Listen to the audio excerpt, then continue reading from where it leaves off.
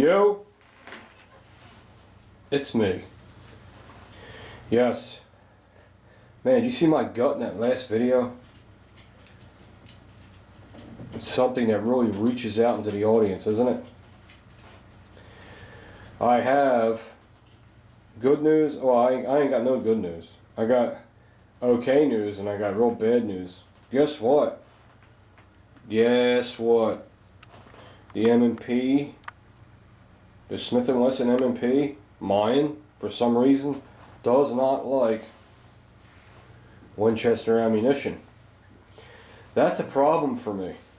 I went to the range yesterday and I put 100 rounds through the Smith & Wesson M&P, and it had 3 stovepipes, which could be the ammo, undercharged, but I don't think so. 3 stovepipes. What is a snowpipe? Ask Derek, he lives in Minnesota. 3 stovepipes and a jam, 4 malfunctions out of the Smith & Wesson M&P.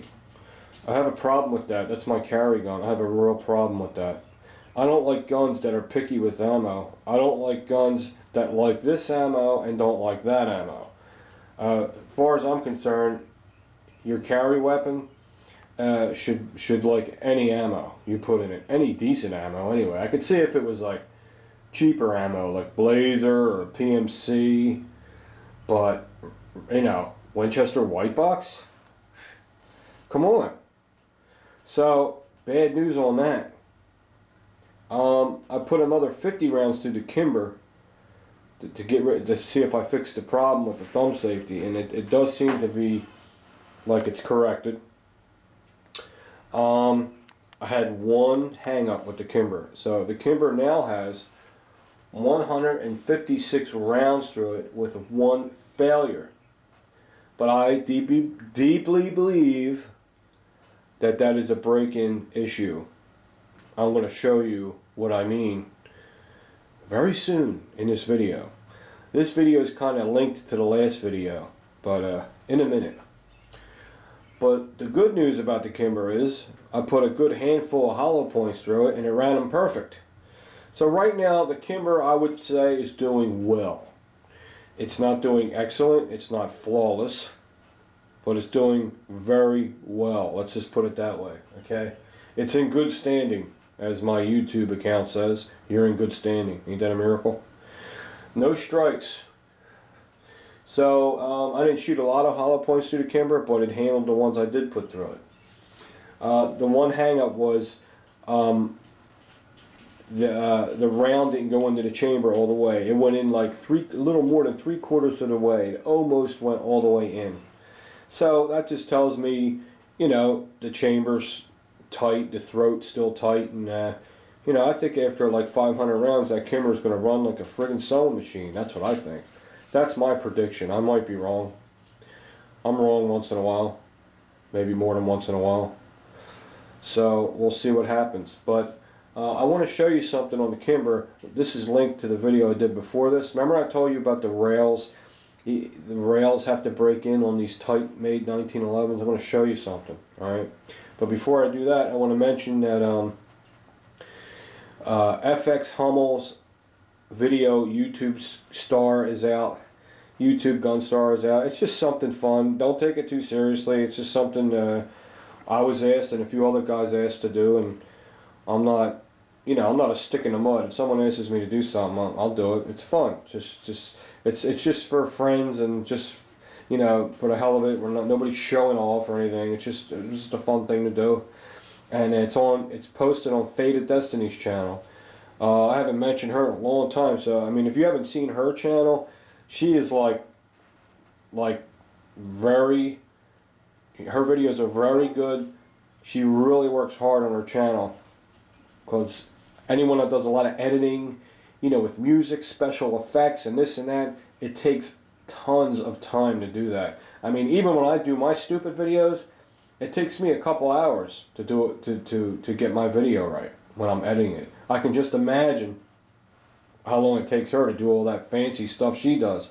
She's got a really good channel. Her information's always accurate. If you want to learn about guns, that's another great channel to sub to. Alright, I got the Kimber apart. I want to show you the frame. Remember I showed you my Colt's frame yesterday? I should put it side by side. Remember I said my Colt does not need much break-in because it was made, everything was precisely made in spec with the slide.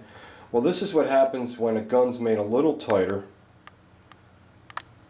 Everything in spec with the slide is going to be harder to do because it's a tighter made firearm. Okay, you see all the silver spots? Remember the Colt didn't have no silver spots, right? Because nothing's rubbing in properly. Talking about rubbing in properly, E-Bomi comes to my head. Sorry. Anyway, alright, sorry about the floor, man. This is difficult. This is difficult without making this floor squeak. I'm going to get some rubber ass pads on this floor. Okay. You got bluing coming off here. You got more bluing coming off this side. Then you got bluing coming off this side. Okay, and that's not a rail. That's just where the slide, the bottom of the slide rubs on.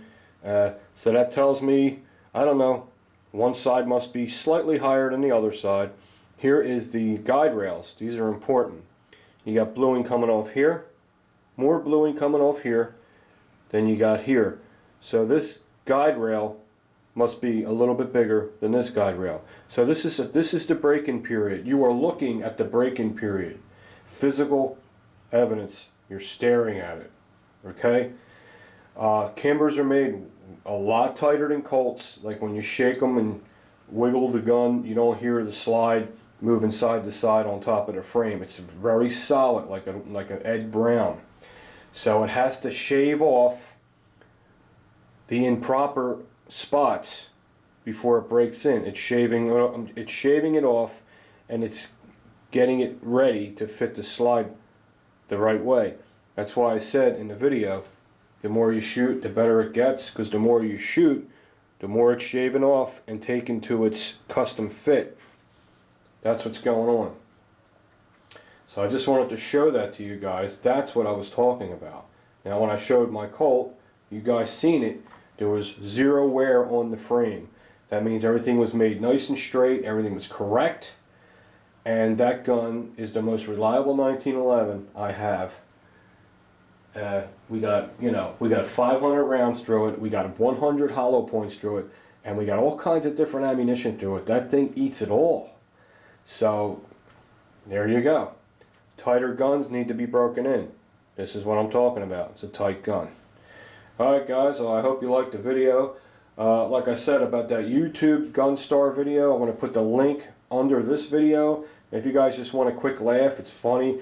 Mr. 45 Bullets in it. He's very funny. I'm in it for a second. I look like a douche. Jeff from Cutlery Lover, he's in it. He really got into it. He did a great job.